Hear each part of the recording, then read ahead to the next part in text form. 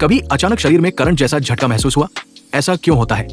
क्या सच में हमारी बॉडी में बिजली दौड़ती है? नंबर 5, नहीं, हमारी नसों में बिजली नहीं, दिमाग की इलेक्ट्रिकल कमांड दौड़ती है। नंबर 4, जब नसें थक जाती है या तनाव में होती है तो वो गलत दिशा में या बहुत तेज सिग्नल भेज देती है।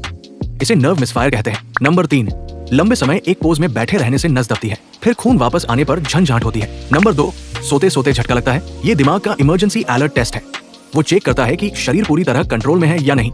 नंबर 1, सर्दियों में ऐसा ज्यादा होता है। सूखी हवा स्टैटिक इलेक्ट्रिसिटी बढ़ाती है जिससे करंट जैसा महसूस होता है। तो बताइए, आपको आखिरी बार ये करंट जैसा झटका कब लगा था?